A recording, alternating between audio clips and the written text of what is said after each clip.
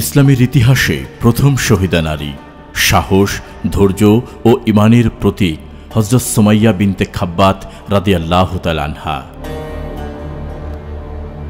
হযরত সুমাইয়া রাদিয়াল্লাহু তাআলা আনহা ছিলেন মক্কার এক সাধারণ নারী। তার জীবনের সূচনা হয়েছিল দাসত্ব ও দারিদ্র্যের মধ্যে, তবুও তার অন্তর ছিল ঈমানের আলোয় উদ্ভাসিত। তিনি ইয়াসির রাদিয়াল্লাহু তাআলা আনহু এর স্ত্রী এবং আম্মার ইবনে ইয়াসির রাদিয়াল্লাহু তাআলা আনহু এর মা। এই ছোট্ট পরিবারই ইসলামের ইতিহাসের প্রথম দিকে সর্বাধিক নির্যাতিত পরিবার হিসেবে পরিচিত।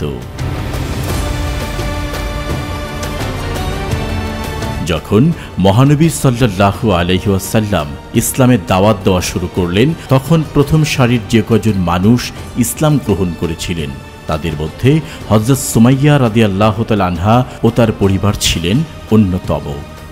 সুমাইয়া রাদিয়াল্লাহু তাআলা আনহা ইসলাম গ্রহণের পর মক্কার কুরাইশ নেতারা ক্ষিপ্ত হয়ে ওঠে। তারা দাস ও দরিদ্র মুসলমানদের ওপর নির্যাতন চালানো শুরু করে।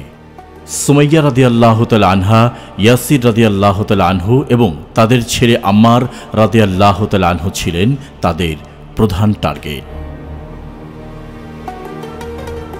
তাদেরকে টেনে হিচড়ে মরুভূমির উত্তপ্ত বালির ওপর দাঁড় করানো হতো। অগ্নিদগ্ধ বালুর ওপর লুটিয়ে ফেলে চালানো হতো অমানসিক অত্যাচার। তাদেরকে পরানো হতো লোহার ভারী বর্ম, যাতে করে জ্বলন্ত রোদে তাদের শরীর দগ্ধ হয়ে যায়। এই অসহ্য যন্ত্রণার পরেও তারা এক আল্লাহর ওপর ভরসা রাখতেন এবং মুখ বুজে সহ্য করতেন। দয়ার নবী রাসূল করিম সাল্লাল্লাহু আলাইহি ওয়াসাল্লাম তাদের কাছে এসে তাদেরকে সান্ত্বনা দিতেন এবং বলতেন, ধৈর্য ধরো হে ইয়াসির পরিবার, তোমাদের জন্য আল্লাহর পক্ষ থেকে জান্নাতের সুসংবাদ রয়েছে। এই কথাই ছিল তাদের ধৈর্য ও ঈমানের শক্তির উৎস। নির্যাতনের অগ্রভাগে ছিল কুখ্যাত আবু জাহেল। সে প্রায় সময়ই হযরত সুমাইয়া রাদিয়াল্লাহু তাআলা আনহাকে গালাগাল দিত এবং শারীরিকভাবেও আঘাত করত।